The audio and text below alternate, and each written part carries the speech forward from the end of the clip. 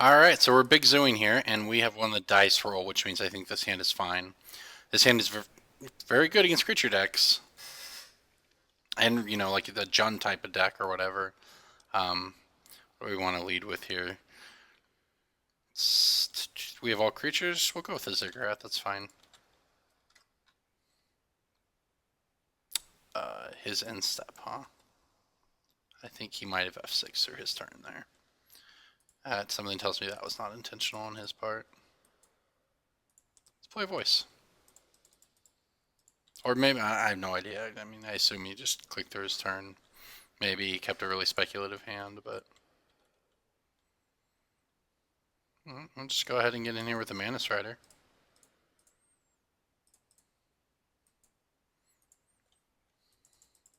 Just get on in for 5. This deck really does attack fast. And Hierarchy and Mana Strider is 4 on turn 2. Oh, he's playing Bogles. I see. Or Bogles, what have you. Sure not going to be Reflector Maging that. Alright, so let's see here. Hierarch doesn't matter. Abrupt Decay we can save, so I mean we do need to play our creatures, right? So I probably just play Hierarch and Reflector Mage so we have attackers. Sure. Want green mana?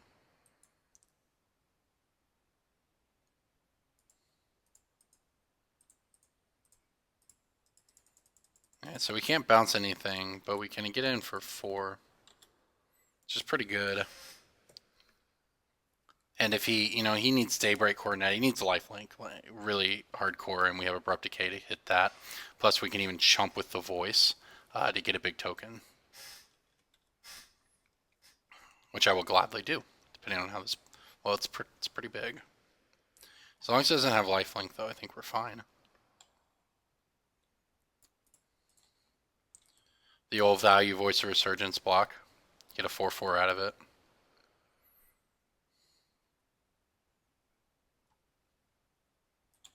Alright, well, let's get in there.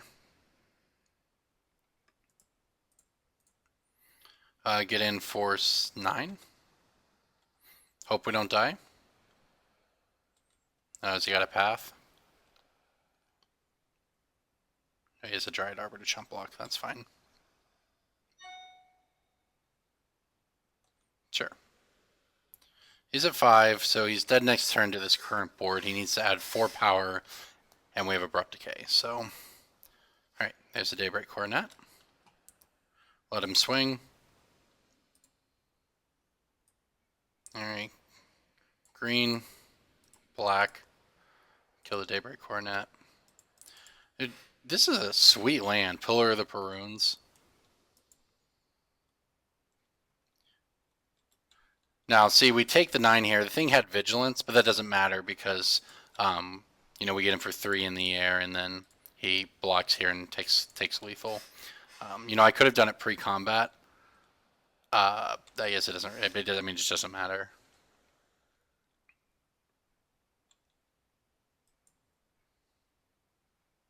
All right. Well, there's game 1 against the old Bogles player. Yep, want this in here. Rest of this not very good. To be blunt, these are real bad though. We know that. All right, so Gaddock Teague does actual nothing. Anafinza beats down. I mean, that's like maybe a thing. The paths do a little. I sort of like the chords to go fetch up our Pride Mage because it's one of our few ways to actually kill something. You know, one he already has. The paths, you don't want to cut them entirely because occasionally they go in on a Spirit Dancer or whatever. Teague does nothing. Kataki and Stony Silence do nothing. Reflector Mage does basically nothing. Sin Collector does pretty much nothing. Same with Fulminator Mage. This isn't going to help either. So it's basically just whether we want this other value 3 drop in here. I don't want to cut Mana Dorks if we're going all value 3 drops. I would basically be cutting... I mean, there's basically nothing I want to cut here. You know, I like messing with his hand. We need this. I mean, we could cut Path. We could just, sure. Given that we have some, like, not infinite ways to interact with him, it's more likely it's going to be a race than it is that we need to really hit hit a spirit dance or whatever he's going in on. So in that case, I think I just want to maximize my odds of curving Mana Dork into obviously we draw the one path. Yeah, we want to go Mana Dork into value 3 drop. I think we have to keep this. Yep, got it. I'll say we have 2 shots between the scry and the draw step at hitting this and another draw after that to hit the second land we need to play out these things. And we can late game use this. This is actually perfect. Is this Pillar of the Perunes, which is a sweet land. Just free colored mana. It's just, I mean, it wasn't going to cast the turn 1 Birds of Paradise, but yeah, it's just don't be ethereal armor. Okay, obviously. That's quite the clock.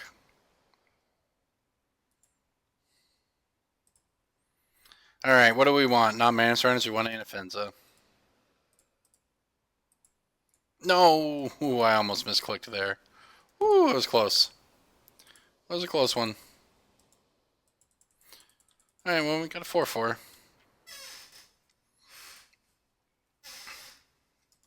Yep, that thing was really big. Interactive Magic. Oh, swell. We're just casually dead on turn 3. Oh, this is turn 3, so we're casually dead on turn 4. We can get our Quasali Pride Mage, and then be 1 short of activating it, so that's fun. And we actually can't, because this can't even cast it, and neither can this. Sure. Alright, man, I was outplayed. Let's try again.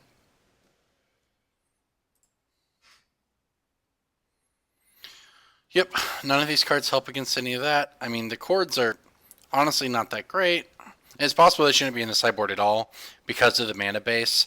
You know, it's a little speculative to play them, but they with the Mana Dorks, you know, maybe this isn't even the matchup where they're best. On the play, they'll be better. It just feels like if you have 2 Mana Dork, you know, the whole deck's creatures, it's not hard to get X equaling 2 when you need to get a silver bullet. I mean, we could cut 1. But I say we don't even want to play any of that stuff over there. So it would basically be like play the Sin Collector and hope to catch something, you know. Let's draw better than that. I mean, that's turn 2 Anafenza, turn 3 Manus Rider to put the counter on and just attack for 8 on turn 3 wasn't good enough to even... Wow. Yep. We were attacking for 8 on turn 3, and that wasn't even close to being good enough. Alright, well, let's try again.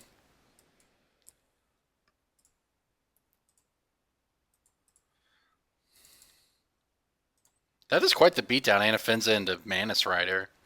If you just completely throw the color pie out the window, that's a lot of damage. Our opponent did not have to mulligan this time, so it's sure he's got the dream. Turn one Boggle.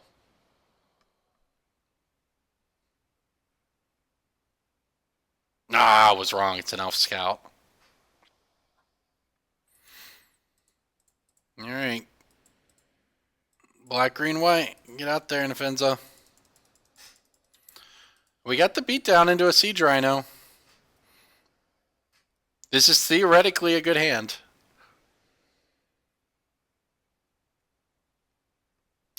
Depending on what he might not even be able to attack here. 4/4 is a lot of stats on turn 2. A bundle of stats, as it were. Yep, that's the good one, though. Jesus Christ. Alright, I guess we'll take it, huh? There's a land.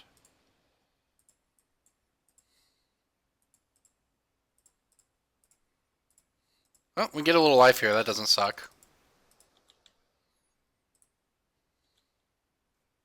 Alright, I mean, he's at 10.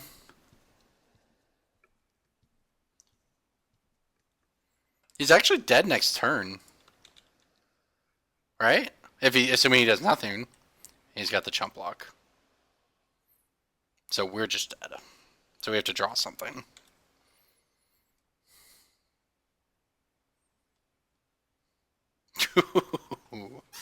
I think we have it.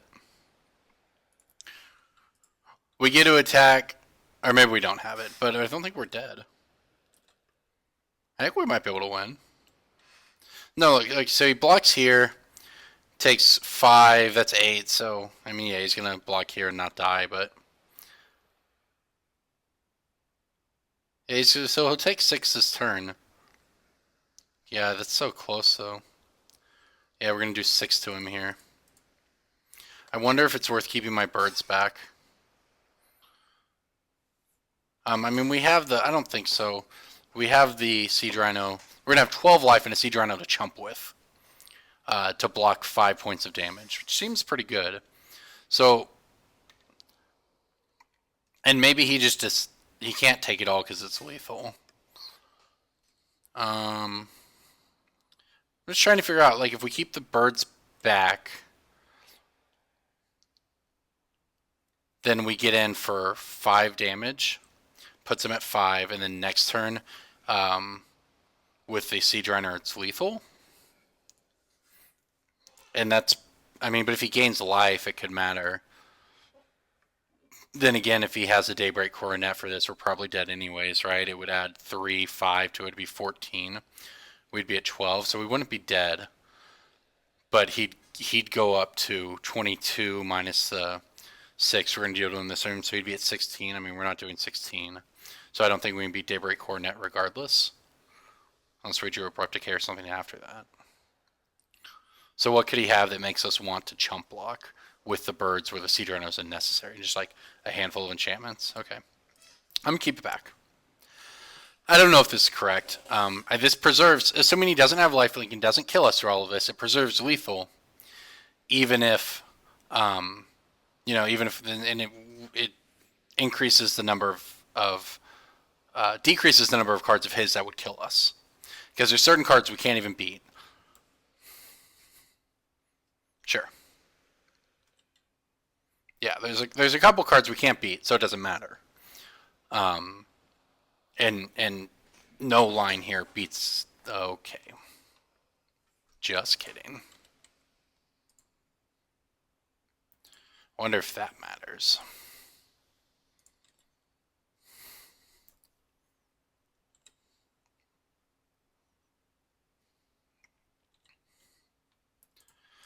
I don't know.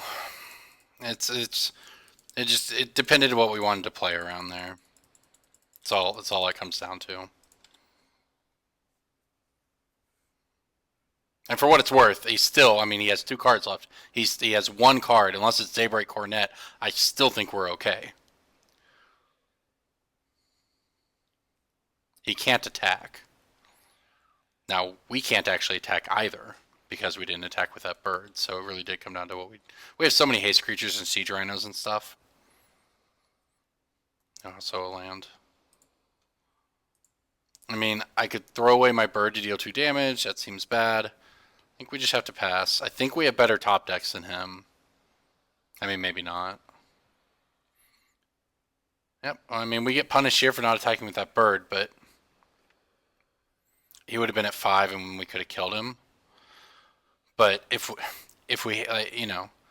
he doesn't have that path, and instead just has 2 enchantments as Rancor, or another, like, anything like that, then we need that 2 toughness to chump block with. And then we have lethal on the crackback. So, it just came down to what we wanted to play around. And if we were going really Frank Carson level deep, we can figure out exactly what number of cards he has that would, make the decision we made good versus making the other decision. But I think they're probably fairly equal. At least in that I cannot calculate them on Magic Online in 2 minutes. I don't think we have attacks here, though. He'll kill our Siege Rhino, take 5. I guess he takes 6. It means he can't fetch, but that doesn't matter. Or he'd block our Anafenza and take 6. So he goes to 1. So I guess we do nothing. We could also attack with Anafenza and birds. Hit him down to 5. Lose our Anafenza. That doesn't do anything. We just have to pass. He doesn't seem like he has anything. Now, if he fetches here, if he makes a mistake and fetches and then still has nothing, which he is. So if he just has stone nothing, then our attacks next turn are lethal. Not against that, though. That actually gives an attack, or no? No, it does not because of trample. So he still has no attack. Alright, let's draw a Siege Rhino. Siege Rhino doesn't even work. We need a Manus Rider, a Haste Creature, or an Abrupt Decay. Now I'm sort of tempted to just pass regardless, right? What would killing an Ethereal Armor do?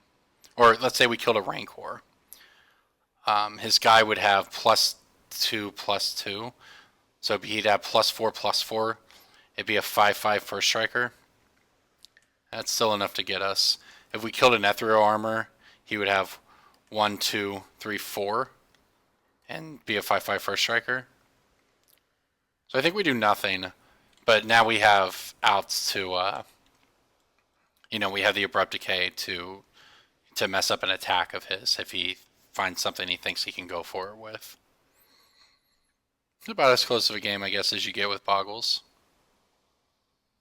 He's definitely flooding out. Although hitting that Dryad Arbor was better than hitting any other land in his deck. Now, yes, I guess it doesn't matter because of the first, say he'd have less toughness, so we could trample, but because of the first strike, it wouldn't matter. And we are similarly flooding out.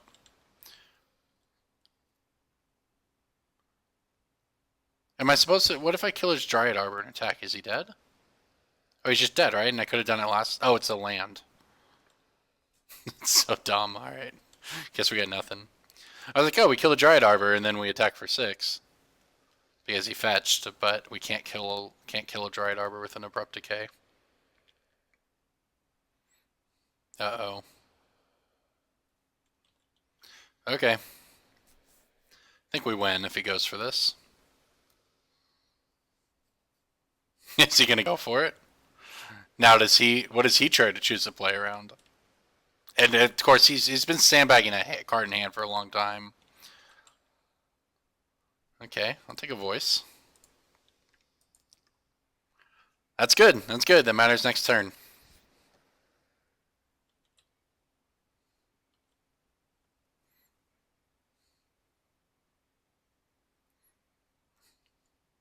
Okay. Now we've died. Sigh. Never had a chance. He was sandbagging the, I assume this other Ethereal Armor. This gives it trample and lifelink, huh? This gives it everything. I think we're dead. That's first strike no matter what we do. So this also represents +3/+3. This represents +3/+3. This is the thing that gives it vigilance, so this gives it lifelink and this gives it lifelink. Sure, so it doesn't actually matter. So he's may as well hit the vigilance.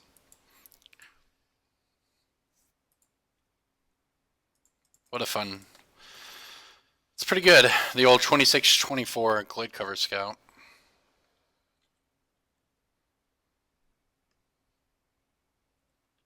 Okay, so let's figure out what we got to throw in front of this thing. This one and this one, huh? I put 7 in front of it. So we take 13 and die. Fun. And do this. Sure. We may as well keep our Trampler, right?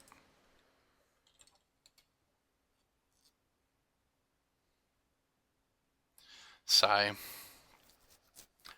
I mean, we made the call earlier on what to play around. Oh, it was just lethal anyways. I didn't math very well. Don't think that's gonna matter here. Yeah, that certainly was not helping. I don't know. I mean, it felt like we could have played around different things, and if we had attacked with the birds that turn, we would have won.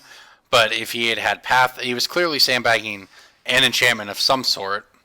Because he had that one card in hand forever, and then conveniently had 2 enchantments. So he was holding one, and he had that path. So if that path is not path, and it's another enchantment, then we need to be able to block. So we just made the judgment call and it didn't work out. Good game.